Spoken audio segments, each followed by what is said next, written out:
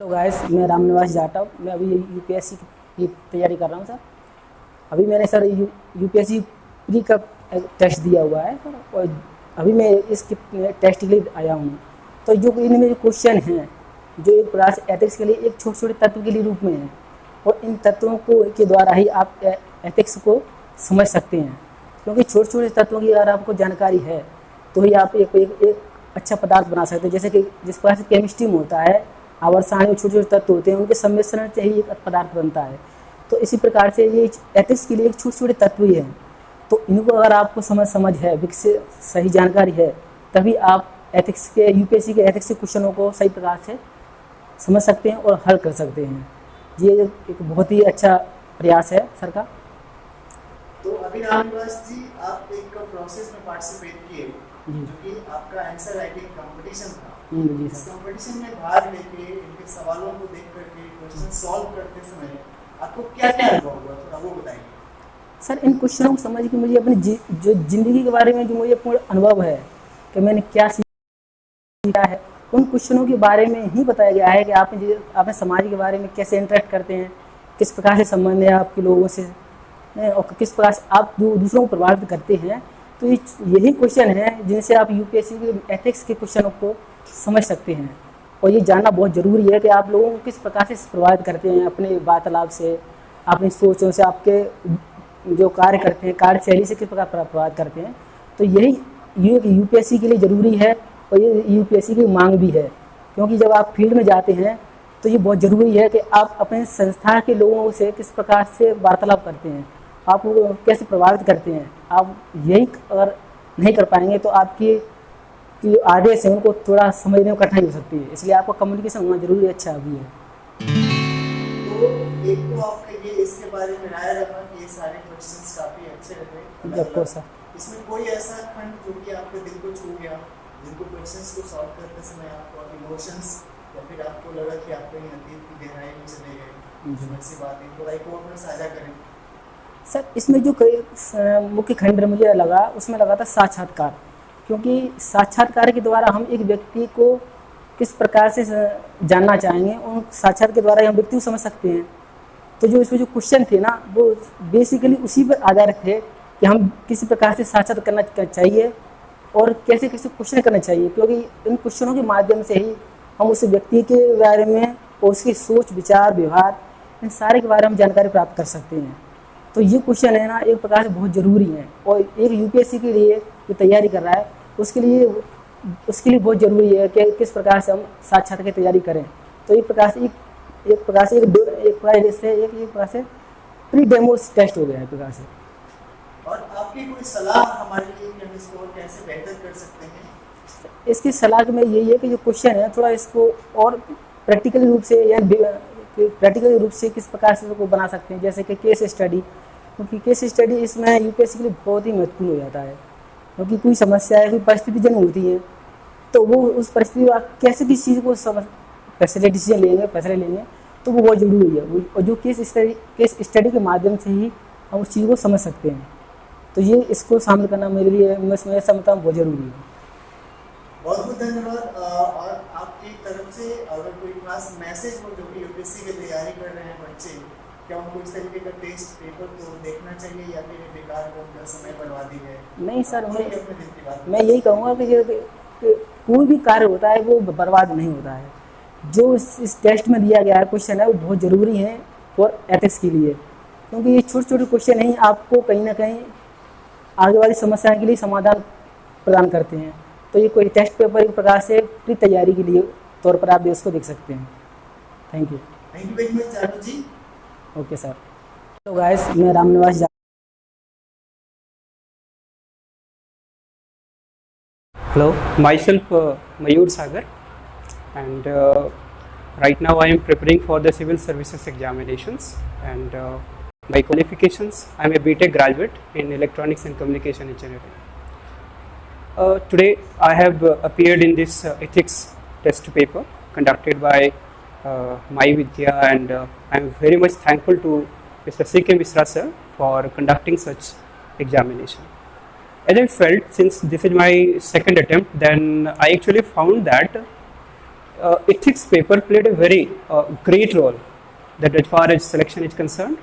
So here, actually, in my last 18 months or 9 months of preparation, I actually found that ethics is nothing about a theoretical paper. It actually wants to test what you are.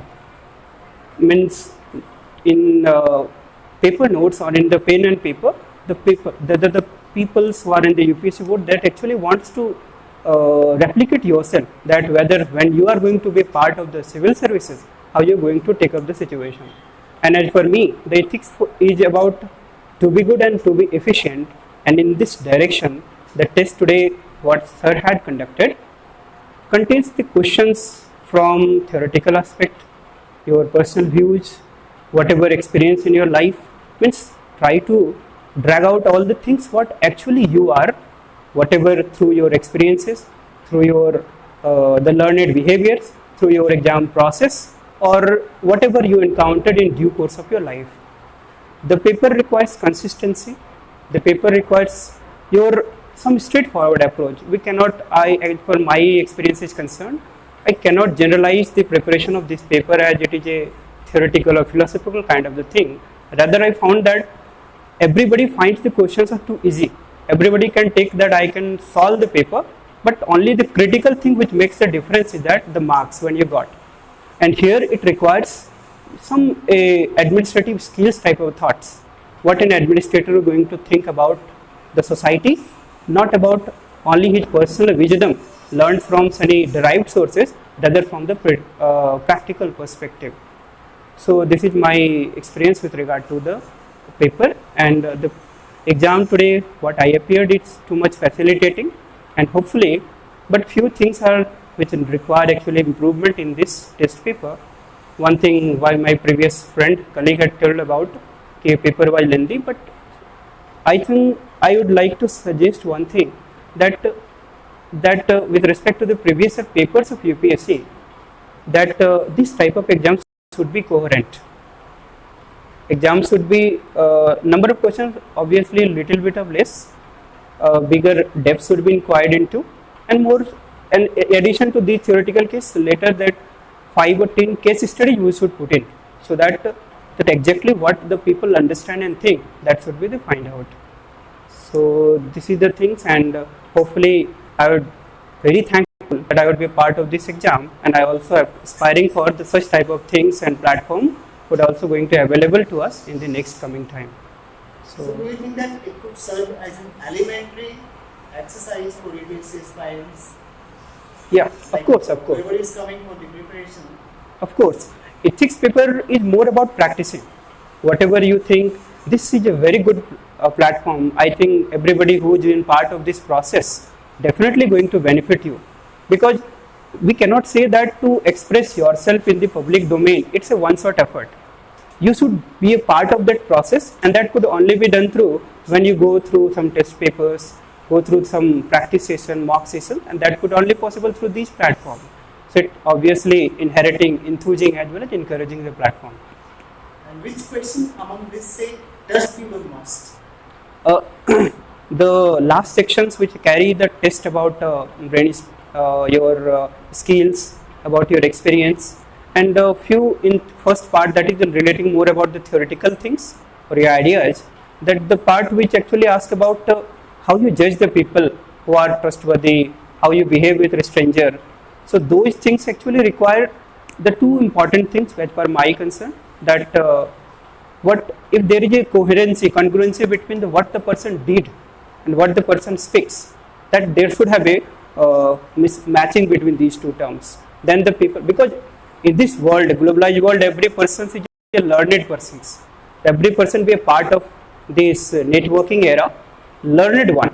So you cannot falsify the people to particular point of the time, but you cannot leave the thing for a time immemorial. So you should have be honest, trustworthy from intuitions from within. Then and then that would be going to replicate in your personality as well.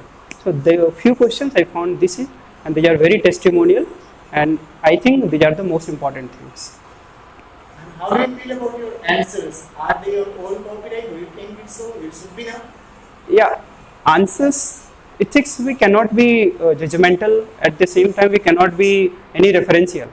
Ethics is all about yours, what you are. But one thing, since it's a part of civil services examination and as per the various recommendations and committees, in almost every of the exam which is in which the new recruits to be a part of civil service, a part should be of ethics, and especially for who going to be part of IAS, IPS or the officers recruited through the UPSC class A officer, they should be sound in their administrative traits and skills. Here ethics is not about a service to the society, rather we should better understand the service to the society means service through the arms of the government. Here we are not doing some kind of the charity. So we are bound with some administrative skills, traits, which is going to train you, develop you, and to take care about the society. So we should be bound with that, and ethics helps a lot because ethics guides our behavior. So that is my experience. So, as per your observation and this critical analysis as well as suggestion and recommendations about the improvement of the course content, Okay. I will be happy to get few feedbacks from yourself about improvements, point of improvement that you want me to incorporate. Improvements in the sense कि what I had suggested earlier कि instead of too much of theoretical things, one should focus more on case studies. Okay, because that is going to drag out more honest, most the unique things what the people possess and what the thought process they are actually provoking. Theoretical aspect we should classify it as, since theoretical case studies are too new for every guy, so 60-40 ratio can maintain for the betterment of the paper. And as far as so recommendation, so the only one point that paper want to testify yourself, so it is better that we should go for more and through the case study we can also be better familiar with the empirical thoughts, empirical experiences, and that would be better expressed if somebody have experience with that. Might be in certain area theoretically might be a person not so sound, but in practical aspect they have the different skills, different management skills, so it would better think that we should focus there. And apart from this exercise of this answer writing competition, could you suggest some other alternative means to propagate this idea that could be acceptable by the students of this university level, like to organize some other kind of events? Do you suggest that we should have some events like some debate, some seminar, some group discussion, panel discussion, whatever you are suggesting? Do you feel that there could be something, another alternative to help the students? The first thing, this initiative is highly commendable. Okay, these things must be carried on in the later course of the time. But apart from that, for ethics, the things is that I found that the performance is the most important thing, and how you inspire the people. Okay, so once you got the chance, try to interact with the students. But once the repose faith is there, then they will going to adhere in due course of the time. Apart from that, if it is possible, then some 2-3 days free seminars, free orientation sessions would be, if it is possible to organize, where try to interact with some successful candidates that who have actually that experience, and that would be better linkage to interface with other newly aspiring peoples as well. So if it is possible, then 2-3 days seminars can be conducted, because those things are most important thing, and seminars followed by some writing session or feedback sessions. This could be another alternative. Yeah, of course. You suggested, Mr. Mayur, about one thing which I am planning. Just want to organize a one-day seminar on ethics, but the paper would be presented by students on different subjects, on different chapters. Like one student would present a paper of 30 to 40 minutes on Western thinkers, one on Indian thinkers, all on different matters, and the students will be working as a resource person. Whoever is delivering their lectures, as you mentioned your own perspective, and there will be 1 or 2 evaluators. Of course. The head of this session, like a mentor. So, and we want to give some other appreciation, some awards or acknowledgement to the person, like you came beyond and far away from your home for the preparation of UPSC, and it has transformed you so far like this, and still your journey is continuing. Sir, in this note, I would like to say only the few things that instead of conducting the entire day session, and particular on sections why like thinkers on these things supported by some test or these things. I would suggest that if it is possible, then make it for 2 days. Okay. Why the reason behind this is that, as far as I found this paper, that paper has 2 parts, theoretical and case study part, that is more practical. Yes. And it is difficult to score very good marks in theoretical part.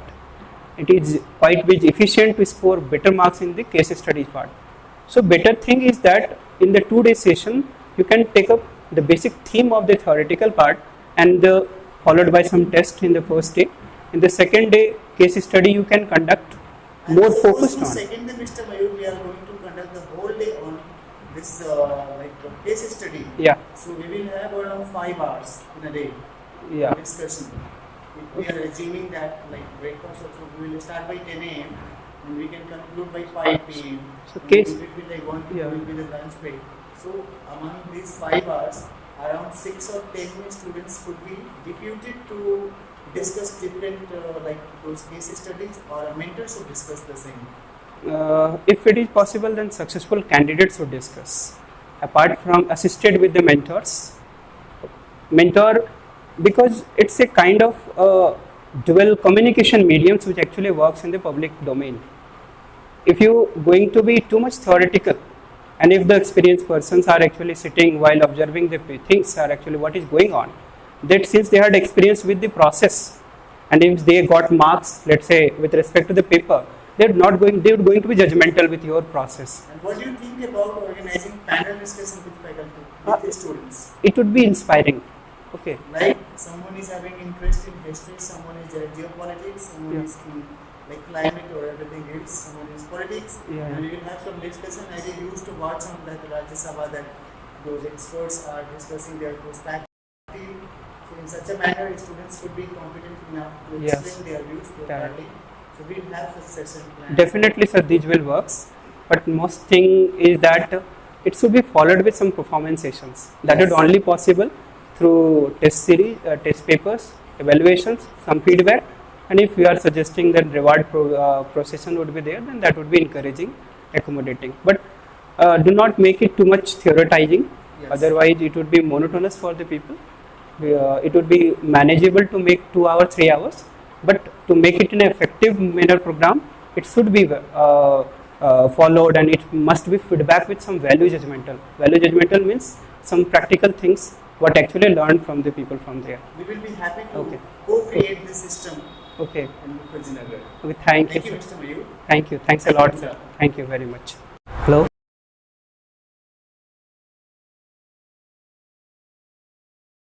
मेरा नाम पंकज सिंह है। मैंने अभी ethics का paper दिया, मुझे बहुत अच्छा फील हुआ और मुझे इस बात को पूरा भरोसा है कि इससे मुझे लाभ हुआ है। जो मैंने आंसर लिखे हैं या जो मेरी मेन फीलिंग थी, उन एक्सपीरियंस जो मेरा था वही सारा मैंने पेपर में लिखा। तो प्रश्न भी ऐसे थे कि जिन पे आप कहीं पढ़ के नहीं लिख सकते थे, खुद से ही लिख सकते थे। और जैसा मैं सोचता हूँ, जैसा मैं करता भी हूँ, वही सारी चीज़ें मैंने पेपर में लिखी हैं। और मैं और दोस्तों से उम्मीद कर सकता हूँ कि उन्होंने भी ऐसा ही लिखा होगा। और मैं ये ज़रूर सोचता हूँ कि आगे भी ये टेस्ट जारी रहना चाहिए, क्योंकि इससे मुझको तो लाभ ही है और लोगों को भी लाभ होगा, ऐसा उम्मीद है। तो पंकज जी, आपकी अपनी तैयारी की क्या एक्सपीरियंस रही है यूपीएससी से, थोड़ा वो बताएं। सर, मैंने लगभग 1 साल हो गया मुझे तैयारी करते हुए, और मैं ये सोचता हूँ कि इस तैयारी के लिए व्यक्ति ने व्यक्तित्व का इम्तिहान है, और उसमें इथिक्स का अपना एक बड़ा रोल है। अगर इथिक्स आप जानते हैं तो दूसरे सब्जेक्ट जो हैं वो तो आपकी नॉलेज है, लेकिन इथिक्स ऐसा है जो हमको दूसरे से जोड़ने में काम आता है। हमारा बिहेवियर कैसा है, हमारी बातचीत करने का तरीका कैसा है, उसके साथ हम क्या सोचते हैं किस चीज़ों के बारे में। जैसा हमारा खुद का व्यवहार होगा, वैसा जाके हम सिविल सर्विस में या जीवन के किसी भी भाग में अच्छा करेंगे। और पढ़ाई तो अपनी जगह होती है कि जो जैसा पढ़ता है वो ठीक है, लेकिन उसके अलावा हमारा बिहेवियर कैसा है, हम लोगों के बारे में क्या मदद कर सकते हैं। हम इसलिए चुने जाते हैं कि सरकार की जो योजनाएं हैं उनका लाभ हम जनता तक पहुंचा सकें, लेकिन वो तभी होगा जब हमारी पर्सनालिटी में ऐसा हो ना कि हम लोगों की मदद करने को आगे रहते हों। वो तभी होगा जब हमारा नैतिक गुण अच्छा होगा, हमारी इथिक्स अच्छी होगी, हमारे सोचने का नज़रिया अच्छा होगा, हमारे अंदर ईमानदारी, सत्यनिष्ठा, ऐसे जो गुण होंगे वो होने जरूरी है। तो इन प्रश्नों को जब आपने देखा, कई सारे सेगमेंट्स में जो सवाल आपके सामने आ रहे थे, तो उस वक्त एक ये आपके सामने अपना पर्सनल फीलिंग क्या हाँ सर, मेरा फीलिंग ये रहा था कि मुझे ऐसा ही लग रहा था जैसा मैं सोचता हूँ बस वैसा ही दिखता जाऊँ। मैंने कहीं कुछ पढ़ा नहीं, ऐसा लग रहा था कि अगर मैंने कुछ पढ़ा भी है तो मेरी अभी जो मैंने क्वेश्चन लिख रहे थे उसमें मेरा कोई काम नहीं आता, लेकिन जो मेरा खुद का था ना वही मेरे एक्सपीरियंस में आ रहा था। तो ऐसा मुझको लगता है कि सभी लोग ऐसे ही किए होंगे। अपनी पर्सनल लाइफ के एक्सपीरियंस को डॉक्यूमेंट आपने हाँ सर, प्रश्न ही ऐसे थे कि आप पर्सनल लाइफ के अलावा कुछ लिख भी नहीं सकते थे। आप इतिहास कितना जानते हैं, भूगोल कितना जानते हैं, अर्थशास्त्र कितना जानते हैं, उसका यहाँ मुझे नहीं लगता कितना ज़्यादा यूट्यूब होगा। और कहा जाए कि अगर आपको अपनी ऑटोबायोग्राफी लिखनी है तो आप कहीं ना कहीं से अपने थॉट, अपनी फीलिंग्स को, अपने एक्सपीरियंस को लिखेंगे जी। उसमें कुछ प्रसंग भी आप डालेंगे जी। कि ऐसा ऐसा घटना, ये चीज़ हुआ। जी, मेरे साथ उसमें प्रश्न भी ऐसा था कि आपके साथ कोई ऐसी घटना हुई है जो आप शेयर कर सकते हैं। तो मैंने लिखा कि यहाँ एक बार ड्राइविंग करते समय मुझसे गलती हो गई, तो एक बुजुर्ग थे उनकी थोड़ा चोट लग गई। तो मैंने लिखा उसमें कि फिर उसके बाद हाँ उनकी मैंने दवा करवाया, सब कुछ तो ठीक हो गया, लेकिन आज तक मुझे भूलता नहीं है कभी। उसका हाँ। एक्सप्लेनेशन हो गया। हाँ। अगर ऐसे सिनेरियो लाइफ में आए, इस सिनेरियो को हमने ऐसे देख, लेकिन तब से मैंने ये we can assess about the ethical dimension तब से मैंने ये सीख ले ली कि हाँ कुछ भी अगर कोई भी काम करना है तो ऐसा करना है कि दूसरों का नुकसान ना हो। तो तब से मुझे काफ़ी सीखने को मिला, ये मैंने लिखा। राइट। और हम यही रिमार्क देंगे पंकज जी कि ये था एक मिरर का काम कर रहा है, और इस मिरर के माध्यम से आपने एक इमेज लिखा है। वो इमेज किसकी है? आपके थिंकिंग एंड फीलिंग पैटर्न जी। जब आप अपनी कॉपी को दोबारा देखेंगे, नोटबुक को, वो एक वही पंकज है जिनका दिमाग में इस तरह का सारा थॉट और फीलिंग ऑब्जर्व है। जब लिख सकते हैं तो उसको बोल भी सकते हैं, और सर मुझे लगता है ऐसा मैं कर भी सकता हूँ। आप उसको कर भी सकते हैं, प्रैक्टिकली सर भी उसमें एक प्रश्न और था कि आपकी कथनी और करनी में अंतर है। तो सर मुझे लगता है कि कथनी और करनी में अंतर होना ये सब बहुत ही बुरा है। कथनी और करनी में अंतर होना ही नहीं चाहिए। जो आप कर नहीं सकते वो आप कहें नहीं, और जो आप कह नहीं सकते वो फिर करें नहीं। दोनों में एकदम समानता होनी चाहिए। अच्छा, ये जो क्वेश्चंस हैं, कितने उम्र तक के बच्चे के पास ये सारा एक बेसिक? तो मुझको तो लगता है ये तो ऐसे प्रश्न है जो हर बच्चे को, 15 साल का बच्चा होगा ना उसको भी आनी चाहिए, ये चीज़ें पता होनी चाहिए, क्योंकि वो भी इस समाज का, इस देश का हिस्सा है। ऐसे प्रश्न नहीं थे। एक सिविल सर्वेंट के लिए तो अनिवार्य है, लेकिन सबको ये चीज़ आनी चाहिए, क्योंकि एक बच्चा है वही बड़ा होकर फिर बाद में सिविल सर्वेंट बनेगा, कुछ भी बनेगा, देश का नागरिक बनेगा। मुझको लगता है ये सबको आना चाहिए। जो प्रश्न थे इनके अंतर तो सबको पता होना चाहिए। अब आप हमसे इसको लेकर के क्या अपेक्षा करते हैं, किस तरीके से आपको सहयोग कर सकते हैं? मैं चाहता हूँ कि इन प्रश्नों को और थोड़ा गहराई लाई जाए। अभी तो बहुत सतही प्रश्न थे ना, जो बताया ना कि सबको आ सकते हैं, लेकिन अगर एक सिविल सर्वेंट के लिए तो उसके लिए तो फिर और ज़्यादा गहराई होनी चाहिए। प्रश्न की भी तो अगर प्रश्न की गहराई रहेगी तो ऑब्वियसली की आंसर की भी गहराई होगी। तो परीक्षा पास करना भी जरूरी है, तो उस लेवल का होना चाहिए कि कम से कम आप एग्जाम भी पास कर सकें। मैं चाहता हूँ कि इसमें और थोड़ा सा इन्हेंस लाया जाए, इसको और समृद्ध किया जाए। तो जो लोग यूपीएससी की तैयारी कर रहे हैं उन लोगों को अगर सवाल को बिल्कुल देखा जाए तो क्या एथिक्स की शुरुआती चरण के रूप में कुछ दिनों का एक माना जा सकता है कि अगर कोई अपना सिलेबस एथिक्स का पढ़ना शुरू कर रहा है, उसके पहले अगर एक बार इस 2-3 घंटे का एक्सरसाइज को कर ले तो उनको और पढ़ने में आसानी होगी। आपको क्या लगता है इसके बारे में? तो मैंने अपना बात रखा। सर मुझे आपकी बात से बिल्कुल सहमत हूँ। मुझे ऐसा लगता है कि कोई भी तैयारी करे, खासतौर से सिविल सर्विस की, तो उसको ये जो प्रश्न है ये तो एकदम आने ही चाहिए, उसको पढ़नी चाहिए, उसको समझनी चाहिए कि आखिर हम इथिक्स के बारे में जानना क्यों चाहते हैं, इथिक्स होता क्या है। कम से कम आज जो मैंने प्रश्न किए इनसे ये तो मुझे पता चल गया कि इथिक्स की जो एक लेवल होता है, शुरुआती लेवल, वो आना चाहिए। उसके बाद भी बहुत सारा है वो, लेकिन आज का जो विवृत्ति सबको आना चाहिए। Thank you Pankaj ji. इसके बाद हम आपको मॉक इंटरव्यू के सेशन में एक मिलेंगे और उसके लिए आपको अपडेट करेंगे। Thank you very much. Thank you. बताएं मतलब अभी इतनी हाँ हाँ अपना नेम और ये बताइए।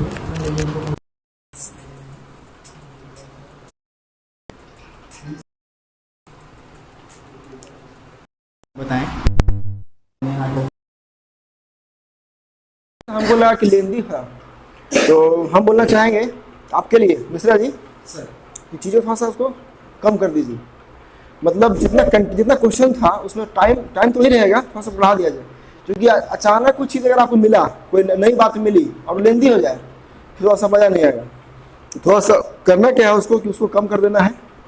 लेकिन क्वालिटी था उसमें, जो एथिक्स का जो बेसिक जो होता है ना, बेसिक जो कॉन्सेप्ट है वही शुरू होता है। पहले अपने बारे में, अपने फैमिली के बारे में, या अपने हॉबी के बारे में, अपने आसपास के बारे में, या जो आपकी पर्सनैलिटी है, कैसे कैसे आप क्या कर रहे हैं, वहाँ से सब शुरू होता है। एक सवाल पूछा गया है कुछ और, लेकिन उसे पूछने का उद्देश्य कुछ और है। उसका लगेगा कि सामान्य से सवाल है, सवाल बहुत सामान्य है, लेकिन उसका पूछने का जो निहितार्थ है वो काफी डीप है। आपका थिंकिंग क्या है, ठीक है, क्योंकि यही फिर थिंकिंग जा करके बाद में धीरे चेंज होगी। और आप काम करते हैं किसी से, जैसे मान लीजिए किसी से आप मिले, आप सुबह से शाम तक मिले 4 लोगों से, नए लोगों से मिले, 4 लोगों से मिलते हैं, उसके बाद आप जज करते हैं कि किससे हमको आगे कंटिन्यू रखना है रिलेशनशिप और किससे नहीं। ये कैसे करते हैं जज कैसे कर लेते हैं? जैसे कि मान लीजिए मिले, बोले ये आदमी अच्छा है, इसका फ़ोन नंबर रखा जाए, इससे बात किया जाए या भविष्य में इससे संबंध रखा जाए। एक आदमी ऐसा आता है लगा कि यही यार इससे बात मतलब नहीं करेंगे, अच्छा, ये कैसे जज कर लेते हैं? ये जज करते हैं आप उसके विचार से, उसकी बातों से, उसके एक्सप्रेशन से, ठीक है, सब पकड़ लेते हैं कि ये आदमी बहुत फेक आदमी है, बहुत अच्छा आदमी नहीं। या फिर वो देखते हैं कि आपसे फ्रेंडशिप करने का उसका बेनिफिट किस क्यों है ना? तो ये कहाँ से आता है? यही तो एथिक्स का पार्ट है, धीरे धीरे यहीं से डेवलप करके आगे बढ़ेगा। आगे बात समझ रहे हैं ना? अब से मान लीजिए पेपर आप देखें, अब आपको लगा कि आगे इसमें कंटिन्यू किया जाए या नहीं किया जाए, ये जज कहाँ से करेंगे? ये जज करेंगे इस पेपर देखने, आपको फायदा लगेगा ऑब्वियसली आप उसको आगे करेंगे, नहीं तो छोड़ देंगे। तो मिश्रा जी, मेरा सजेशन है कि थोड़ा सा इसको इतना क्लिष्ट ना किया जाए, थोड़ा सा इसको लेवल तो सही है लेकिन नंबर ऑफ क्वेश्चन जो है थोड़ा सा कम रखा जाए, इंटरेस्ट पैदा होगा ना। सबसे पहले जहाँ इंटरेस्ट एक बार हुआ तो फिर काम शुरू हो जाएगा इसका। और बाकी देखिए आप लोग, इनका बेचारे बहुत दिन से प्रयास कर, हम लोग तो यहाँ पे स्थापित है, आस्था हम लोग कोई दिक्कत नहीं है, हम लोग का अपना आस्था कोचिंग स्थापित है।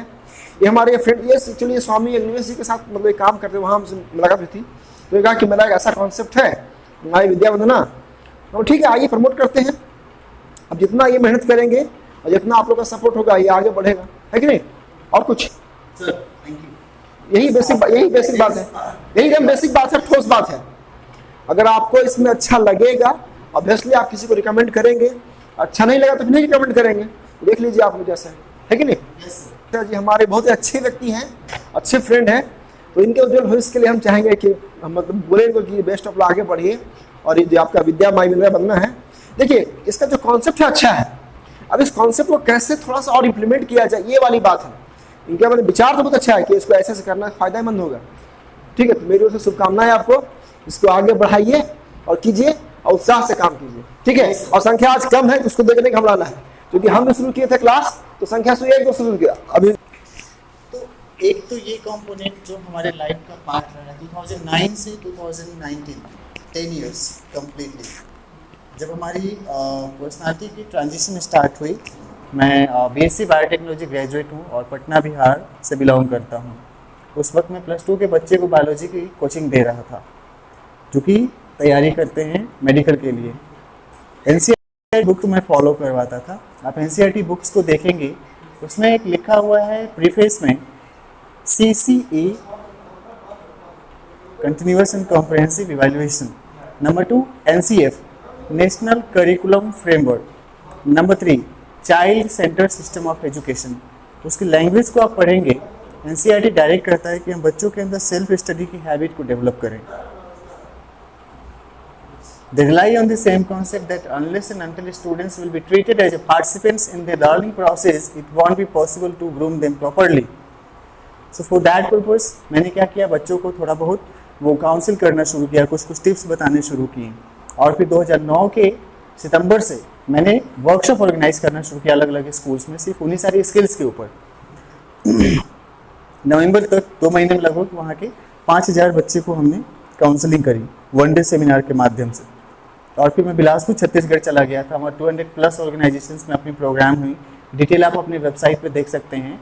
उस वक्त मेरी उम्र मात्र 21 ईयर थी और मैं ग्रेजुएशन फाइनल कर रहा था और मेरा बस एक ही मोटिवेशन था कि मैं फ्रीलांसिंग के रूप में आगे बढ़ूंगा। लेकिन हमारे बिलासपुर में 2 इंस्टीट्यूट चलता है, एक शुक्ला IAS, गुरुकुल IAS बिलासपुर छत्तीसगढ़ में, और दूसरा एक हर्ष ट्यूटोरियल चलती हैं।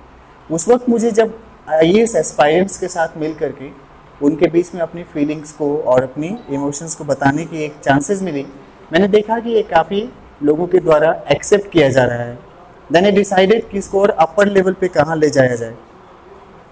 आर्ट ऑफ लिविंग के कॉन्टेक्ट में आया। मैंने देखा कि स्पिरिचुअलिटी भी एक कॉन्टेक्ट होती हैं, और अगर देखा जाए कि अभी मैं 21 के एज में हूँ, थोड़ा सा और अपना एक्सप्लोरेशन अगर जारी रहेगा तो मैं उस चीज़ को समझ पाऊँगा। आर्ट ऑफ लिविंग के कॉन्टेक्ट में आने के बाद श्री रविशंकर जी के, I work there in Bangalore for 6 months and reviewed his hundreds of books. I had to look after all those grammar and corrections and like Hindi typing kind of thing in Bangalore. And in the meanwhile, I got an opportunity to be recognized as an editor of more than 2 dozen books. My names are written there. Those were the achievements of my life. Then Patna जाने के बाद police officers लोगों को training देने के मौका मिला. उस वक्त हमारे एसएसपी आलोक कुमार हुआ करते थे पटना में. मैं उनसे मिला, कॉन्सेप्ट बताया, तो जो एसडीपीओज होते हैं उनको ट्रेनिंग दी. फिर एनजीओज के साथ काफ़ी हमने काम किया, सोशल वर्कर्स के साथ में कई लेवल पे, स्वामी अग्निवेश के लेवल तक भी हमने काम किया. रिसेंट हमारे सुपरवाइजर वही थे.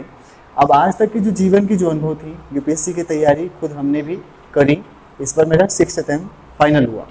लेकिन जो यूपीएससी की तैयारी का मेरा पर्पस था वो था अलग, क्योंकि मैं शुरुआत से सोशल वर्क में रहा हूँ.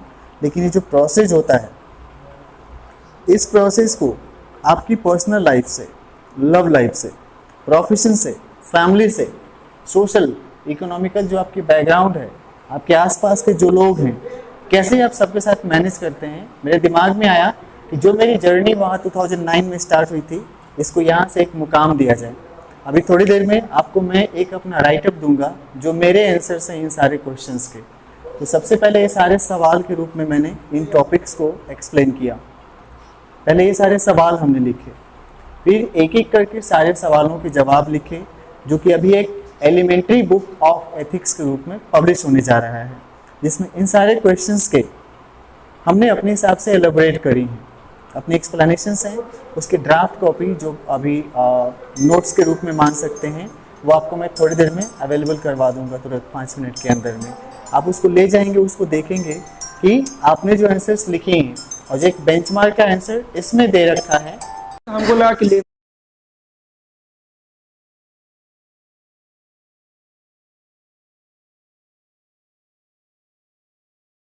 to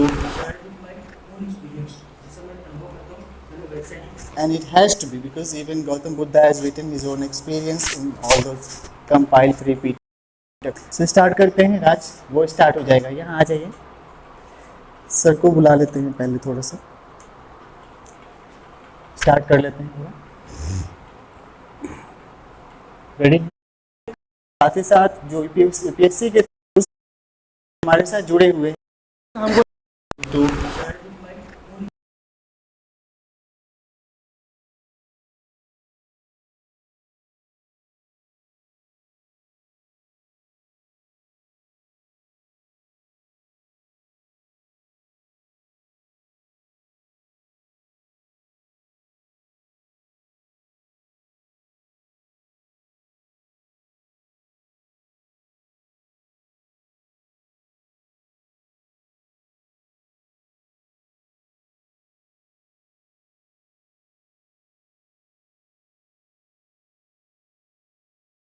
हम पढ़ाते नहीं, पढ़ाना सिखाते हैं.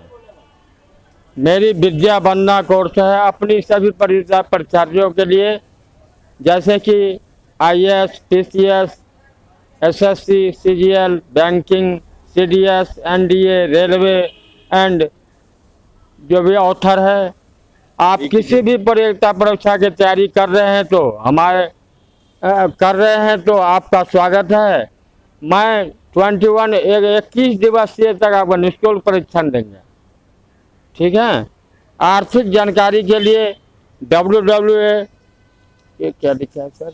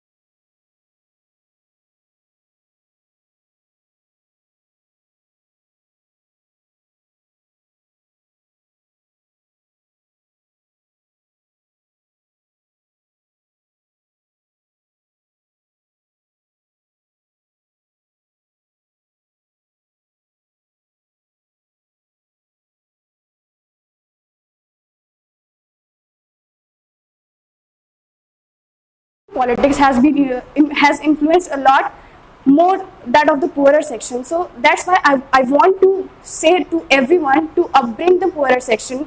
It will not only help you, it will also help everyone, and you will be the one responsible for making your country rise up.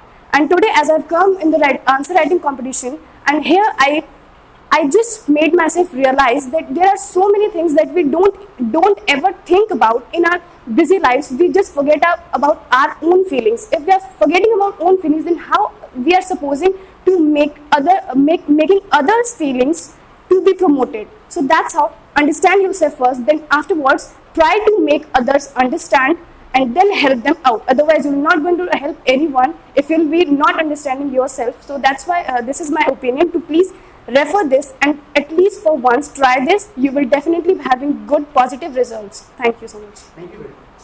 Politics has been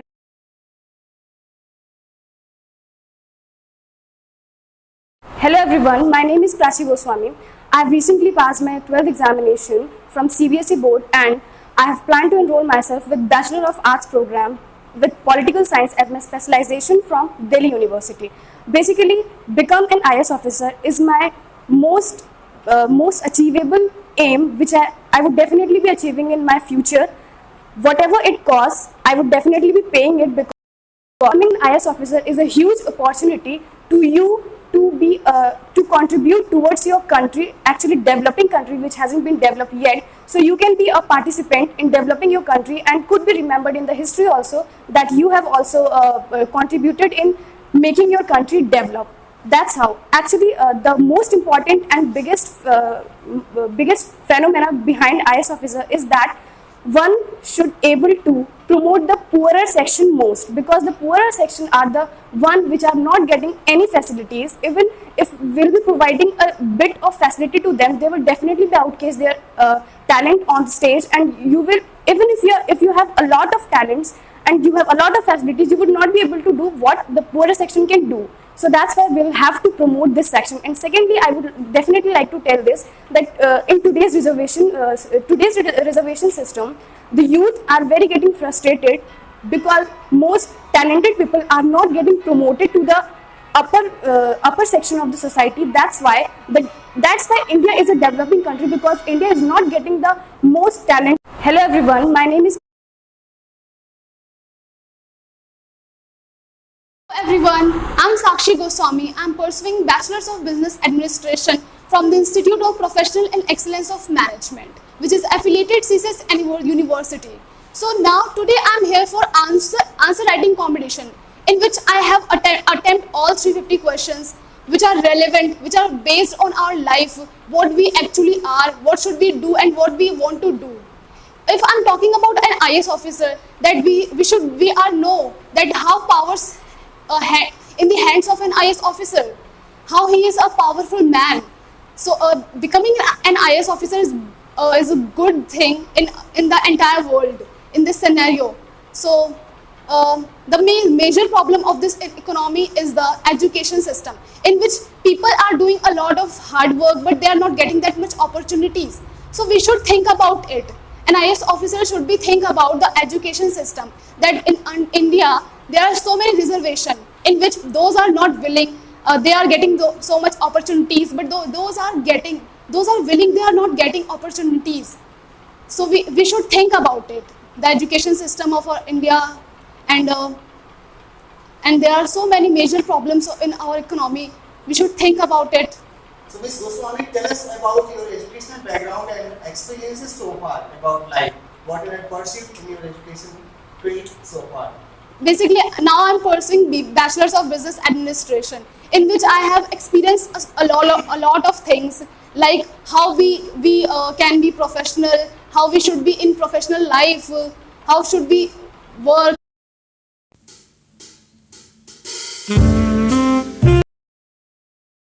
मेरा नाम अविनाश गोस्वामी है और मैं BBA थर्ड ईयर में हूँ, और मैंने अभी तक सोचा नहीं था कि IS के लिए कुछ करूँ, मतलब IS ऑफिसर में कुछ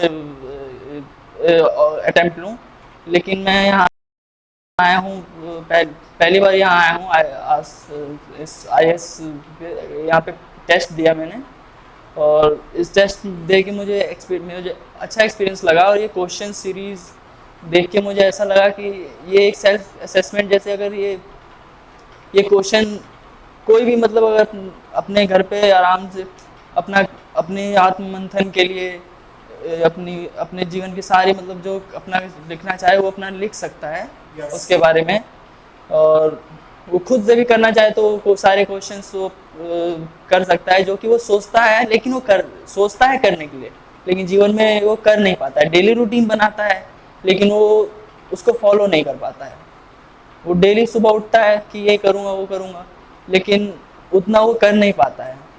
तो ये इसी चीज़ पे है कि ये इतना पूरा एक क्वेश्चन सीरीज पूरा इसी पैटर्न पे था कि ये क्वेश्चन सीरीज कोई सिलेबस नहीं था, ये हमारे अपने ओन फीलिंग्स के हिसाब से लिखना था, जिसमें हम जो सोचते हैं, हम जो करते हैं, ट्रूली वही आइडल आंसर्स लिखने थे। और आपने प्रोसेस किया साथ में, क्योंकि इन क्वेश्चंस के सवाल हो सकता है आईएएस की तैयारी में नहीं पूछे जाएं, लेकिन आपके बीच में 2 आईएएस की तैयारी करने के लिए एस्पायरेंट्स अभी बैठे थे। उन्होंने कुछ अपनी एक एक्सपीरियंस या फिर एक अपना मोटिवेशन शेयर किया कि हम क्यों बनना चाहते हैं, क्या करना चाहते हैं। जैसा कि अभी आपने थोड़ी देर पहले बताया कि हम इसके बारे में सोच सकते हैं, आपको ऐसा क्यों लगता है कि आईएएस की तैयारी करनी चाहिए, और उसके बाद आप क्या बदलाव ला सकेंगे देश में? मुझे भी आईएएस की तैयारी करनी चाहिए, मैं ऐसा सोचता हूँ। अभी अगर मैं बीबीए कंप्लीट हो जाए उसके बाद जॉब मैं करूँ या कुछ भी, अभी मेरा वैसा कोई मन नहीं था, लेकिन अगर मेरा मन करता है कभी तो मैं वो ज़रूर करूँगा। और फ्रेंड्स, माई सेल्फ दिनेश, और मैं यहाँ यूपीएससी की प्रिपरेशन के लिए आया हूँ।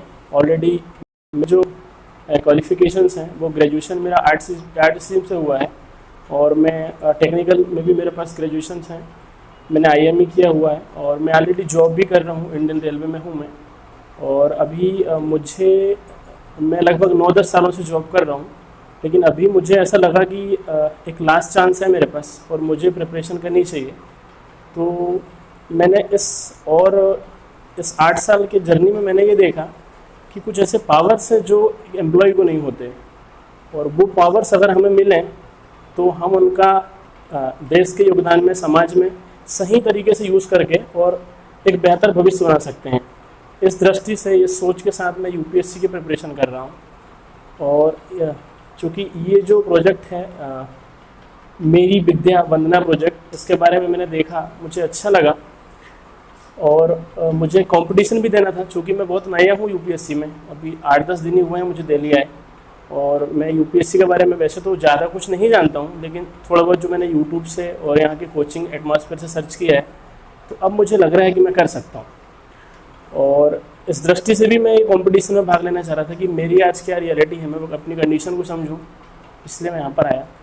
और आफ्टर ऑल मैंने क्वेश्चन देखने के बाद ये समझा कि क्वेश्चंस में वो सारी चीज़ें हैं जो एक्चुअली हमारे साथ हो रही हैं, और हम वैसे नहीं हैं रियलिटी में जैसे हमें होना चाहिए।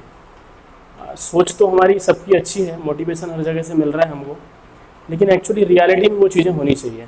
ये मुझे यहाँ से सीखने को मिला, और अभी मैं इन सब जो चीज़ें मैंने यहाँ सीखी उनको मैं इम्प्रूवमेंट करूँगा अपने अंदर, और अब हर वो चीज़ें में इन्वॉल्व होना चाहूँगा जहाँ से मुझे कुछ ना कुछ गाइडेंस मिले। और थैंक यू, मैं इस कंपटीशन में आया उसके लिए। तो आप आईएएस क्यों बनना चाहते हैं? आईएएस इसलिए बनना चाह रहा हूँ कि अब तक की मेरी लाइफ की जर्नी में मैंने ये देखा कि आईएएस के पास वो पावर होते हैं, आईएएस के ऐसे पावर जो वो इम्प्लीमेंट करे और डायरेक्ट उसका इफेक्ट लोगों को पहुँचे, एक वो पावर हमारे पास होनी चाहिए। तो इसलिए मैं आईएएस बनना चाहता हूँ कि वो पावर मुझे चाहिए। आपको आगे के लिए बहुत सारी शुभकामनाएं, गुड लक। Thank you. मेरा नाम अभय चौधरी है, और मैं एक छोटे से परिवार से बिलोंग करता हूँ। मेरे जो फादर हैं वो एक बिजनेसमैन है, और चूँकि मैं मेरा जो सामाजिक पृष्ठभूमि है वो बहुत ही कमज़ोर रहा है, सामाजिक पृष्ठभूमि एक बहुत ही कमज़ोर रहा है। वहाँ पे एक सामाजिक जो परिघटना है, वहाँ पे सारे जितने भी लोग हैं वो एक बहुत ही छोटे से तबके से आते हैं, और उनकी जो मंशा है वो एक वहाँ जितने भी सरकारी तंत्र है, जो भी प्रशासनिक व्यवस्था है, वहाँ तक खुली तरह से मतलब पहुँच नहीं पा रहे हैं। ताकि एक मोटिवेशन के रूप में मुझे भी ऐसा महसूस हुआ कि मैं यूपीएससी का प्रिपरेशन करूं, इसलिए मैं आज यहाँ पर आया हूँ। क्योंकि आज ज़्यादा दिन नहीं हुए, 5-10 दिन ही हुए, ज़्यादा दिन नहीं हुए मुझे आने से। तो मैं आज यहाँ पर यही बताना चाहता हूँ कि ये जो यूपीएससी का जर्नी है, एक लंबा प्रोसेस बोला जाता है, लेकिन मेरे ख्याल से ये 2-3 साल काफ़ी है। 2 साल तो काफ़ी ही है, क्योंकि जो यूपीएससी का शुरुआती जर्नी है, शुरुआत में तो आप सीखने में लग जाओगे। ये मतलब सिलेबस टेस्ट सीरीज वगैरह ये सब देखोगे, मतलब सिलेबस सबसे पहले सर्वप्रथम सिलेबस पे ध्यान फोकस रहेगा। और जो सिलेबस है का जो जीएस का 4 पेपर है, एथिक्स, इंटीग्रिटी एंड एप्टीट्यूड, ये हमारे जो व्यक्तित्व का जो इम्तिहान है वो पूरी तरह से ले लेता है। और आपका जो पर्सनैलिटी डेवलपमेंट है वो पूरी तरीके से वहाँ दिख जाता है। और चूँकि जो प्रथम, द्वितीय, तृतीय 4 पेपर के बारे में अगर देखा जाए तो सबसे ज़्यादा वेटेज रखते हैं जीएस। 1000 मार्क्स का 1000 मार्क्स का जीएस है, इसलिए सबसे ज़्यादा फोकस हमको जीएस पे करना चाहिए। और ऑप्शनल को एक बहुत ही एक मतलब एक बहुत बेस्ट अपॉर्चुनिटी के साथ उसको फुलफिल किया जाना चाहिए। सबसे ज़्यादा एक मोटिवेशन यही रहेगा। और एक इंटरव्यू थर्ड फेज़ है, तो थर्ड फेज़ ऑफ इंटरव्यू के बारे में अगर देखा जाए तो इंटरव्यू एक पूरी तरह से अपना व्यक्तित्व का इम्तिहान है। इसीलिए बोला जाता है कि जो यूपीएससी है वो व्यक्ति नहीं, व्यक्तित्व का इम्तिहान है। और व्यक्तित्व तभी बनेगा जब हम, अब जो ये सर सीके मिश्रा सर जो चला रहे हैं इस कोचिंग संस्थान के माध्यम से, इसी के माध्यम से हमें व्यक्तित्व का जो परीक्षण है वो करने को मिलेगा। और ये बहुत ही बेस्ट लगा सर। सो आज आपने जो भाग लिया एग्जाम में भाग लेते समय आपको क्या अनुभव हो रहा था? बिल्कुल अपना एक एक्सपीरियंस शेयर करिए। आपने काफ़ी क्वेश्चंस को देखी अलग-अलग और सेक्शंस में, उसको सॉल्व करते समय क्या आपको फील हो रहा था, वो थोड़ा बताइए। सर ये फील ये हुआ कि अगर जब हम शुरुआती तैयारी मतलब आंसर राइटिंग लिख रहे थे तो उस समय थोड़ा सा स्पीड जो था वो थोड़ा सा स्लो था। लेकिन जो जैसे जैसे हम 10-15 क्वेश्चन सॉल्व किए उसके बाद सर जो स्पीड है वो थोड़ी बढ़ी। और जो राइटिंग स्किल्स आना चाहिए था और जो व्यक्तित्व मतलब निखर के आना चाहिए था वो सारा आ रहा है। और फिर आपने ये बताया अपने एजुकेशनल जर्नी के लिए आपने पढ़ाई कहाँ तक किया, क्या-क्या किया? सर अभी तक एजुकेशनल जर्नी मेरा जो जहाँ तक एजुकेशनल जर्नी का सवाल है तो मैं एक सर्वप्रथम ही मैं बता चुका हूँ कि एक ऐसे तबके से आता हूँ जो जहाँ पर जो प्रशासनिक तंत्र है वहाँ पर पूरी तरह से पहुँच नहीं पाया। और वहाँ पर चूँकि मैं एक मेरे जो फादर है वो बिजनेसमैन है और मेरा जो अभी 3rd ईयर है, बीए हिस्ट्री ऑनर्स से कर रहा हूँ और 3rd ईयर है। 3rd ईयर में ही सोचा कि यूपीएससी के प्रिपरेशन के लिए स्टार्ट कर दूँ तो ठीक है। बहुत अच्छा। एक बात बताना चाहूँगा, आपने 2 बात कही थी मित्रों, आप सभी लोगों के लिए है कि जो मान के चलते हैं कि 2 साल हमें तैयारी के लिए एक्सप्लिसिट चाहिए। आप जो ग्रेजुएशन के सब्जेक्ट पढ़ रहे होते हैं, क्लास 6 to 12 की जितने सारी एनसीईआरटी की बुक्स होती हैं उनको कवर करना होता है एंड करेंट अफेयर्स की जो अपडेट होती हैं उसको ज़हन में रखना होता है। आप चाहें तो 12 से 18 महीने के अंदर पूरी कोर्स को रिवाइज करके तैयारी करके एग्जाम्स को क्वालिफाई कर सकते हैं। बिल्कुल। आपको शुरुआत से ही वो ओरिएंटेशन अपना रखना होगा। जब शुरुआत करो जब जागो तभी सवेरा वाली कॉन्सेप्ट आपको याद में रखना होगा। तो ये अब है आपका एक अपना अनुभव रहा, इस तरीके से आप उसको लेकर के बढ़ रहे हैं। और कोई खास आपका वादा देश के लिए जब आप आईएएस बनेंगे तो क्या बदलाव लाएंगे? देश का एक मेरा सर यही वादा रहेगा, चूँकि मैंने सर्वप्रथम ही बता दिया कि सामाजिक पृष्ठभूमि बहुत ही खराब रही है और समाज में एक बहुत ही वंचना एक तरह से वहाँ तक सरकारी जो भी प्रशासनिक सुविधा है वहाँ तक पहुँच पा ही नहीं रही है। इसकी वजह से मैं यही अपील करूँगा कि जो जितने भी सरकार के जितने भी स्कीम्स है उस समाज के निचले तबके तक उसकी पहुँच सुनिश्चित हो सके। Thank you. बहुत अच्छा फ्रेंड्स,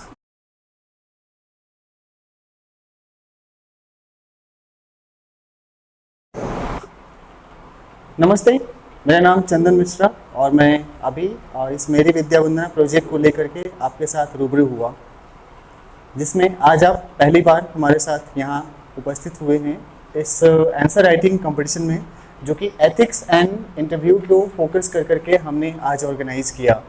हमारे प्रोजेक्ट का नाम मेरी विद्या वंदना प्रोजेक्ट है क्योंकि हमने जो पढ़ाई किया आज तक अपने जीवन में, और एक मोटिवेशनल ट्रेनर, एक मैनेजमेंट कंसल्टेंट, एक सोशल वर्कर के रूप में मैंने समाज में जिस तरीके से प्रॉब्लम्स को देखी हैं, जैसे उसको दूर करने का अलग अलग तरीका अपनाया जा रहा है गवर्नमेंट की तरफ से, एनजीओ की तरफ से, सोशल सर्विस ऑर्गेनाइजेशंस की तरफ से, हमारे पंचायती राज संस्थान की तरफ से, सभी लोग काम कर रहे हैं।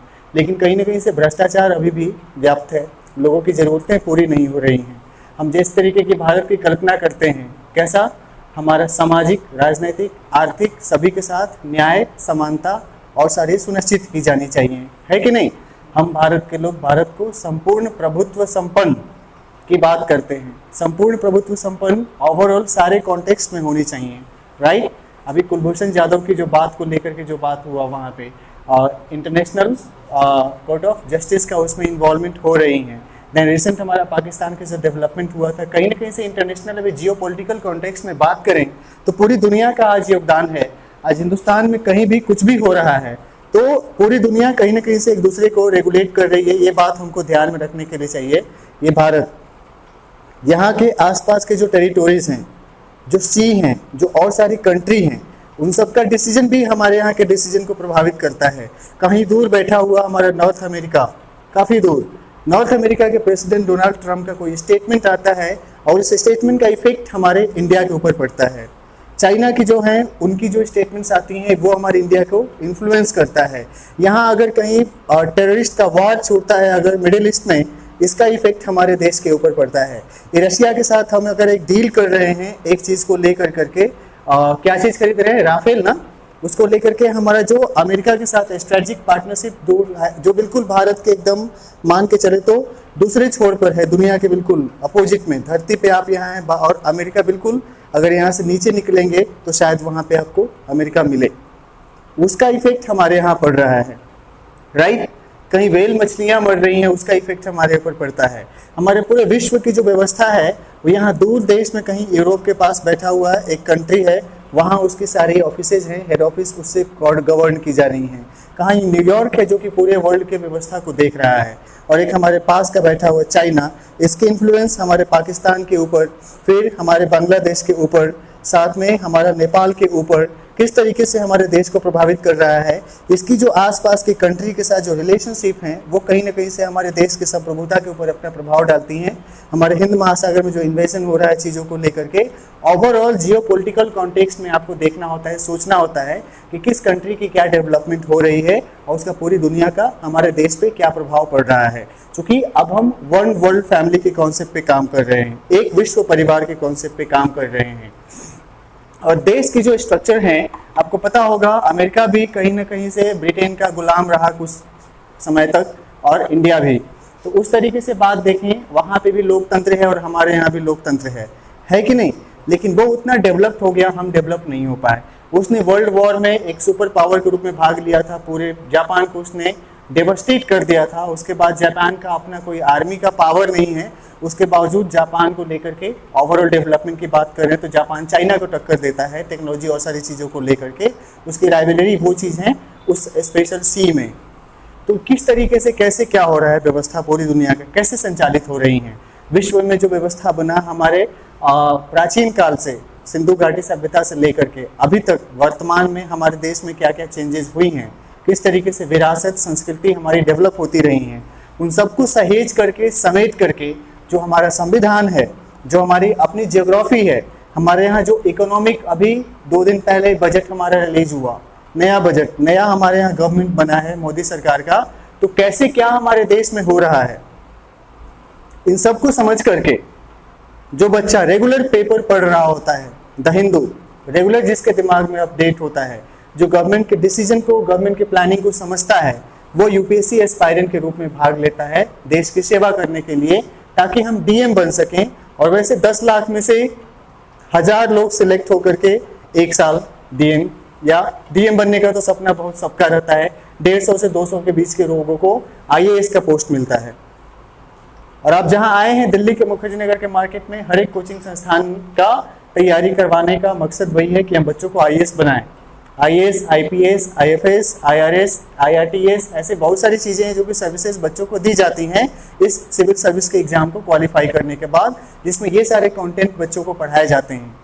हमने एक नक्शल में बताया। हमें क्या करना है, ज्योग्राफी भी पढ़ना है, आर्ट एंड कल्चर भी पढ़ना है, पॉलिटिक्स भी पढ़ना है, जिसको कहते हैं, क्या कहते हैं, पॉलिटी कहते हैं, पॉलिटिक्स नहीं, पॉलिटी, राज व्यवस्था। हमें पढ़ना है, इकोनॉमिक्स पढ़नी है, इकोनॉमिक्स में देश में कैसे क्या हुआ।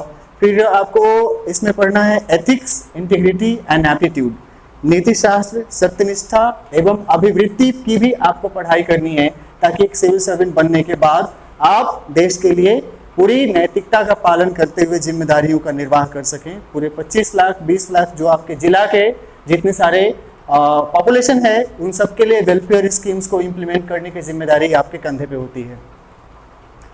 करदाताओं के द्वारा इकट्ठा किए हुए बहुत सारा पैसा आपके पास होता है, जो आपके सिग्नेचर से साइन होकर के बाहर निकलता है, फंड के लिए निकलता है। काफ़ी ऑप्शंस होती हैं लोगों के आंखों के सामने कि पैसे का जो प्रवाह है उसमें कैसे अपने सत्ता का प्रयोग कर करके हम अपने हाथ में थोड़ा सा वो करें। स्कीम्स को लेकर के ब्राइबरी का सिस्टम और सारा चीज चल रहा था, जिसको लेकर के एक BS बसावन के नेतृत्व में एक कमेटी बनाई गई। कौन सी कमेटी? बसावन कमेटी। उन्होंने क्या रिकमेंडेशन दिया? राइट। और एक हमारा एडमिनिस्ट्रेटिव रिफॉर्म कमेटी बनाई गई थी, उसको किनको नेतृत्व में बनाया गया था? चलिए आपके लिए आप कमेंट सेक्शन में डाल दीजिएगा अगर आप यूट्यूब वीडियो को देखिएगा तो। इसमें क्या है, हम ऑनलाइन के जो हमारे पार्टिसिपेंट्स उनको भी डील कर रहे हैं साथ में। जो कमेटी बनाई थी एडमिनिस्ट्रेटिव रिफॉर्म कमेटी, उस कमेटी के माध्यम से यह रिकमेंडेशन दिया गया था 4th रिपोर्ट के बाद कि हम एथिक्स इन गवर्नेंस को लागू करेंगे। इसलिए जो यूपीएससी की तैयारी करने वाले बच्चे हैं उनके सिलेबस में मेंस में एथिक्स, इंटीग्रिटी एंड एप्टीट्यूड को लागू किया गया। लेकिन जो हमारे देश में एजुकेशन सिस्टम चल रही थी उसमें पहले आप लोग छोटे बच्चे के रूप में जब स्कूल में पढ़ाई कर रहे होंगे तो एथिकल एंड मोरल एजुकेशन की एक अलग बुक चलती थी, राइट। उसको सिलेबस से कहीं ना कहीं से दूर कर दिया गया, हटा दिया गया, जबकि जरूरत आज यहाँ पे है कि जो यूपीएससी की तैयारी कर रहे हैं उनके लिए उस सिलेबस का इंटीग्रल पार्ट बन गया है, राइट। तो इसका ओवरऑल स्ट्रेंथनिंग कैसे हो कि हम वास्तव में देश में बेहतर कर सकें, जब तक इंडिविजुअल लोगों का ट्रांसफॉर्मेशन नहीं होगा, या फिर जो ट्रांसफॉर्म लोग हैं वो लोग सिस्टम में जब तक नहीं आएंगे। हमारे देश में हमने जो देखा 2009 में child centre system of education को प्रमोट किया जा रहा था एनसीईआरटी के माध्यम से। नेशनल करिकुलम फ्रेमवर्क बनाया गया है। आप लोग एनसीईआरटी की बुक देखेंगे तो प्रीफेस और फॉरवर्ड सेक्शंस के लिखी हुई हैं कि हम बच्चे को सेल्फ स्टडी करने के लिए प्रमोट करना चाहते हैं, एक्टिव लर्निंग के लिए प्रमोट करना चाहते हैं। आज का जो जमाना है, एक लाइव एग्जाम्पल देना चाहूँगा एक्टिव लर्निंग का। केरल के रेलवे स्टेशन पर एक इंसान काम करता था कूली का। जब डिजिटल इंडिया कैंपिंग लॉन्च हुई और उस रेलवे प्लेटफॉर्म के ऊपर वाईफाई कनेक्शंस लगाई गई फ्री ऑफ कॉस्ट, उस बंदे ने कूली की पढ़ाई काम करते हुए उस यूट्यूब के माध्यम से तैयारी करी और सारे कंटेंट कॉन्सेप्ट को समझ करके यूपीएससी एग्जाम्स को क्रैक किया था। ये शायद आप लोगों ने केस स्टडी सुनी होंगी। जब वो कर सकते हैं तो जो अच्छे अच्छे स्कूल कॉलेज में पढ़ाई करके जिनके पास टाइम है, या जो प्रोफेशनली जॉब कर रहे हैं, जो पढ़ी लिखी महिलाएं बच्चियां घर पे हैं जिनके पास ग्रेजुएशन की डिग्री है, why can't they use the same access same platform to prepare for different exams? क्यों नहीं उसका यूज कर सकते हैं अलग एग्जाम्स की तैयारी करने के लिए? क्योंकि हमारे यहाँ सेल्फ स्टडी की हैबिट को डेवलप करवाने के लिए स्पेशली प्रोजेक्ट इंप्लीमेंट नहीं किया गया था। मैंने 2009 से, उस वक्त इंटरनेट का भी ज़्यादा क्रेज नहीं था हमारे यहाँ, मैं जब बच्चों को पढ़ाता था मैंने रिसर्च करी थी, जिसके बाद इन सारे 20 टॉपिक को अभी तक लगभग 30,000-35,000 बच्चे हो गए जिनको हमने 1 डे मोटिवेशनल ट्रेनिंग के माध्यम से ट्रेन किया था। उसकी सारी डिटेल्स जो हमारे ऑर्गेनाइजर्स के टेस्टिमोनियल्स हैं, आप उसको हमारी वेबसाइट www.ckmishra.com पे देख सकते हैं। वो वेबसाइट अभी नीचे दिखा हुआ है, स्क्रॉल बार में आप देख सकते हैं, आपको वो वहाँ पे नजर आएगा www.ckmishra.com। उसमें हमारी रिसर्च लिखी हुई हैं, उसके माध्यम से आप समझ सकते हैं कि हमारा मेन पर्पस क्या और कैसे रहा था। हमने गवर्नमेंट डिपार्टमेंट के साथ, NGOs के साथ, सिविल सर्विसेज के साथ, स्कूल्स कॉलेज के साथ काफ़ी काम किया है। जो अपना रिसर्च है उसको एक कोर्स के रूप में तैयार किया है, जो कि आपके सामने इस कंटेंट्स के रूप में हमने लॉन्च किया। मेरी विद्या वंदना कोर्स के रूप में, प्रोजेक्ट के रूप में। आंसर राइटिंग हमने कंपटीशन करवाई, और आज का जो आप लोगों ने आंसर लिखा है 20 अलग अलग सेक्शंस में, आपने देखा होगा कि इसके लिए किसी अलग से किताब पढ़ने की जरूरत नहीं है। जो हमारी ओन थिंकिंग पैटर्न होनी चाहिए, जो हमारी ओन फीलिंग पैटर्न होना चाहिए, हमें जैसे सोचते हैं, जैसे महसूस करते हैं। What we have done now, we just reviewed our own thinking process, our own emotions. हमने क्या किया, अपने थिंकिंग प्रोसेस, अपने इमोशंस को हमने रेगुलेट किया कि क्या हम परफेक्ट डायरेक्शन में सोच रहे हैं। अब एक और बात मैं बता दे रहा हूँ, आप जब आंसर लिख रहे होंगे आपने बहुत सारा बात ऐसा लिखा होगा जो कि एक्चुअली होना चाहिए, लेकिन आपने जो लिखा है इन प्रैक्टिस अभी वैसा आप नहीं कर रहे होंगे, राइट? क्योंकि हम बच्चे हैं हिंदुस्तान के और हमारी आदत है बचपन से ही शेड्यूल बनाने का, पढ़ाई करने का, रूटीन हम लोग अक्सर सप्ताह भर बनाते हैं लेकिन रूटीन हमारा टूट जाता है। तो इसमें आपने सारे जवाब लिखे हैं, बिल्कुल आइडियल लिखे हैं एकदम, हमें ऐसा करना चाहिए, हमें ऐसा करना चाहिए, है कि नहीं? वही हाल है हमारे देश में, भगत सिंह पैदा होना चाहिए लेकिन बगल वाले के घर में, हमारे घर में नहीं। ऐसे पढ़ाई करना चाहिए, ऐसे सोचना चाहिए, ऐसे इस तरीके से सेल्फ एसेस करना चाहिए, ऐसे हमें गोल सेटिंग करनी चाहिए। Everyone is motivated in this India. और आजकल तो यूट्यूब के माध्यम से एक मोटिवेटर्स स्पीकर्स हैं जिनके वीडियोस को देख करके, बुक को पढ़ करके आज हर लोग मोटिवेटेड बन गए हैं, लेकिन किसके लिए? To motivate others, not to remain motivated. मेरा पर्पस है इसको ये मान के चलिए कि आपके पास वो सारी मोटिवेशन स्किल्स हैं, आप इसको एक मिरर के रूप में यूज किए आज, राइट? जैसे हम ब्लड टेस्ट करवाते हैं, ब्लड टेस्ट की रिपोर्टिंग हमारे पास आती है ना, तो आपके अंदर वो सारे खून में पावर है, आपके जीन में मोटिवेशन घुसा हुआ है। You all are motivated enough, और यहाँ सभी लोग मोटिवेटेड हैं, इसलिए मोटिवेट करने की जरूरत नहीं है, क्योंकि बचपन से वही तो सबने किया। एग्जाम फेल करो तब मोटिवेशन, एग्जाम पास करो तब मोटिवेशन, एग्जाम में जब रैंकिंग आ गई है, कॉलेज में एडमिशन लेना है उसके लिए मोटिवेशन, कहीं दूसरे कॉलेज का लिस्ट पार हो जा रहा है तब मोटिवेशन, कीप योरसेल्फ मोटिवेटेड, ये करना चाहिए था, ये करना चाहिए था, ये करना चाहिए था, like everything is going on. BBA, आपको बिजनेस को डेवलप करना है, you have to remain motivated. Rocket Singh, Honey Singh, क्या क्या फिल्म आ रहा है, एक से एक सेल्समैन, सब मोटिवेट करने के लिए सिखा रहे हैं। लगान भी वही सिखा रहा है, लिख करके मोटिवेट करके आगे बढ़ो, है कि नहीं? सो आप सब मोटिवेटेड हैं, लेकिन for your own purpose, for your own objective, right? आपने डिसीजन लिया है देश के सिविल सर्वेंट बन करके उस स्टील फ्रेम को स्ट्रेंथन करने के लिए कि आपके माध्यम से समाज में सकारात्मक बदलाव आए, राइट? सो आपकी सोच, थिंकिंग, डिसीजन अल्टीमेटली आपका होना चाहिए, और हमारा पर्पस वही है बच्चों के बीच में ये स्किल को डेवलप करने के लिए कि आप सुने सबकी, करें, और जब अपनी करनी होगी तो कैसा करना होगा? लोग कहते हैं ना, मैं जब अपनी सुनता हूं तो किसी की नहीं सुनता हूं। क्यों? क्योंकि वो जो अपनी सुनता है ना, वो सबसे पहले कानून की सुनेगा।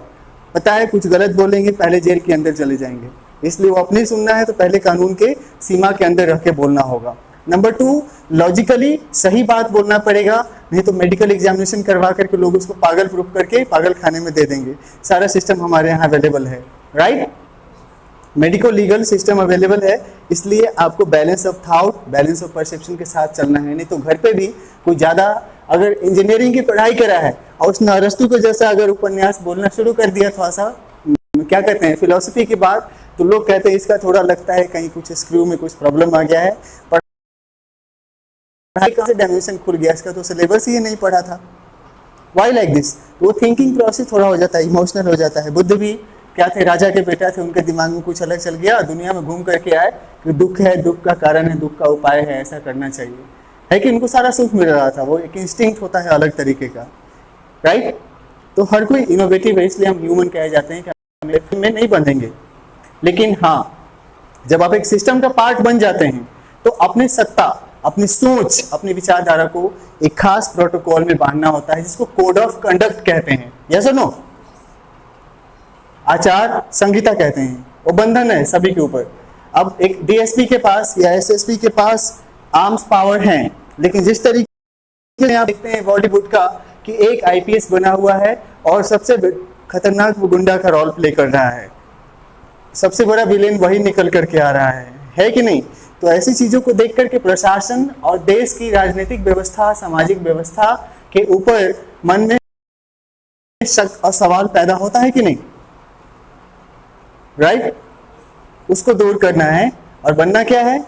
गंगाजल 2, गंगाजल 1 उस तरीके का रोल प्ले करना है सोसाइटी में, है कि नहीं? सब पवित्र करने के लिए सिस्टम में जाना है, तो उसके लिए पहले खुद ही पवित्र बन करके जाना होगा। जब पवित्र बनने की बात है तो ऐसा नहीं कि हम हिंदू, मुस्लिम, सिख, ईसाई के तहजीब में और जो सामाजिक व्यवस्था है उसमें बंधे हैं कि पीके फिल्म वाला हाल हो जाए, वो काला पहन करके जाए तो आपको बहुत दुख हुआ, आपके पति मर गए हैं, जबकि उनके यहाँ शुभ माना जाता है, इनके यहाँ कुछ अलग है, मंदिर के सामने जाइए ऐसा करना पड़ रहा है, दिक्कत हो रहा है, सब दिक्कत हो रहा है। तो लाइक दिस कंफ्यूजन की बात नहीं, रॉन्ग नंबर नहीं, राइट नंबर। और राइट नंबर का बात क्या है? एथिको स्पिरिचुअल वैल्यूज। समाज में भाईचारा, एक साथ, एक बराबर। अब आज हम जाति, धर्म, मजहब की बात करें तो थोड़ा सा अलग बात हो जाती है, लेकिन देश में अभी भी हमारे सामाजिक ताना बाना में कहीं ना कहीं से उसका प्रभाव है, जबकि हमारी एक ही पहचान होनी चाहिए थी, भारतीयता। जब आप डीएम बनते हैं ना, तो समाज में ये जो गतिशीलता हो रही है इसको मैनेज करके विधि व्यवस्था बना करके रखते हैं। समाज में गरीब से गरीब और सबसे कमजोर तबके का, जिनकी संख्या बहुत कम है, उन सबको सम्मान के साथ एक स्वतंत्र भारतीय नागरिक के रूप में जीने का अधिकार मिले। क्योंकि इस आज़ादी को हमने कमाया है और इसके लिए हजारों लाखों करोड़ों लोगों का जीवन गंवाया गया है, सभ्यता की शुरुआत से लेकर के आज तक, सारी इस गंगा जमुना संस्कृति को सहेज करके रखने के लिए। सहमत है मेरी बात से? सिलेबस ज्यादा बड़ा नहीं है, अगर आपको अपने वतन से प्यार है तब, अगर मन में देशभक्ति का जज्बा है तब, वो अभिनंदन वाला जोश है कि अब मेरा फ्लाइट चल चुका है, अब डू और डाई वाले हाथ है, I have to do my best. Territory पार कर चुके हैं अपना वतन का, और वापस लौट करके आएंगे कि नहीं आएंगे, वतन की मिट्टी में नसीब होगी कि नहीं होगी, वो वतन के पीएम जाने। हमने अपना काम कर दिया, राइट। ये रोल में जब आना है, इस तरीके से आना है, तो अपने जो पर्सनल आपकी जो एक बंधन है उसको खोलना होगा। किसी ने कहा बहुत अच्छा, दुनिया में दो चीज काम करता है खुलने पर, एक तो पैरासूट, जो कि जो हेलीकॉप्टर से मान लिया आपने जंप कर दिया, बहुत अच्छा एकदम, हमें डाइव करना है, आपका पैरासूट नहीं खुला तो क्या होगा? शायद लास्ट डाइव हो सकता है, तो उसको खुलना जरूरी है कि नहीं? अब एग्जाम की तैयारी करने के लिए हमने सोच लिया हमें ना डीएम बनना है, और दिमाग को हमने रख दिया बंद, बिल्कुल। अब तो 5-6 साल के लिए निश्चिंत है, ना तो पेरेंट्स शादी करने के लिए बोलेंगे, ना तो कोई हमको टेंशन देगा, दबाव देगा, क्योंकि बच्चा आईएएस का तैयारी कर रहा है, दुनिया का सबसे टफ एग्जाम की तैयारी कर रहा है। और बच्चा अरे जब रिजल्ट आएगा तब ना देखेंगे, एक बार में तो किसी का नहीं निकलता है अच्छा आदमी का। हमारा क्या निकल गया, और मजे से खा पी करके सो करके सलमान खान के जैसा आता है तेरे नाम, और यहाँ से मनीष सिसोदिया बन करके जाता है, बड़ा सा बाल वाल निकल गया आराम से हो करके, ठीक है। तो वो प्लान नहीं, टीना दबी टाइप का। अभी टाइम है, +2 के बाद हमने स्टार्ट किया, ग्रेजुएशन में है हमने स्टार्ट किया, अभी जज्बा है, अभी सारा चीज है, जोश है। फिर बाद में उम्र का एक अलग से ढलान आने लगता है, 25, 26, 27, 28 के होंगे, और पढ़ाई के बोझ से या फिर आपके अंदर ये चीज डेवलप हो जाएगा, अरे हम तो आज 21 साल में आईएएस बन जाते तो 6 साल में ये कर देते। आप अपने आसपास लोगों को देखेंगे, आपकी उम्र के बच्चों के छोटे छोटे 5, 6, 7 साल के बच्चे घूम रहे हैं, तो कहीं काश ये राह नहीं चुन के वो राह चुनते। और भी बहुत सारा इमोशनल जो एक जस्ट होता है ना, लोगों को अंदर से बांध देता है, राइट। सो अभी फ्रेश माइंड है, अभी जितना जल्दी क्रैक करने का सोच रखो, पैटर्न बदल रहा है, बहुत अच्छी गोल्डन अपॉर्चुनिटी है। इस बार का यूपीएससी का पैटर्न बिल्कुल चेंज हुआ है एग्जाम का, पीटी का। आप लोग क्वेश्चन देखिएगा तो जो पुराने बच्चे जो लोग तैयारी कर रहे थे, आधा से ज्यादा कंफ्यूजन में छोड़ करके भाग गए गुफा में कि अब हम लौट करके नहीं आएंगे दोबारा तैयारी करने के लिए। आज तक हमने जितना पढ़ के तैयारी किया सारा एक्सपीरियंस खत्म। कुछ लोग हिम्मत करके वापस आए हैं, दोबारा तैयारी कर रहे हैं, लेकिन नए बच्चों की संख्या भी तो बढ़ रही है ना, फ्रेश माइंड वालों की भी तो संख्या बढ़ रही है ना। करंट अफेयर्स बेस्ड चीजें आजकल ज्यादा हो गई हैं। सहमत है मेरी बात से? तो अपनी स्पीड को बढ़ाइए और सारी चीजों को बढ़ाइए, तब आपका ओवरऑल डेवलपमेंट होगा। ये हमारा इस प्रोजेक्ट का पर्पस है। अभी मैंने 21 दिन के लिए फ्री में लॉन्च किया फर्स्ट 1-2 बैच। रीजन कि ये प्रोजेक्ट मैं चाहता हूँ सिंसियर बच्चों के साथ डिस्कस करूँ। हमारी एक कॉन्सेप्ट डिस्कशन हुई थी स्वामी अग्निवेश जी के साथ, और उन्होंने मुझे गाइड किया था। गुरु जी का जो कहना था, समाज में ऐसे लोगों की जरूरत है जो कि एथिकली अपने लाइफ को जीवन में जिए। और उन्होंने 2-4 ऐसे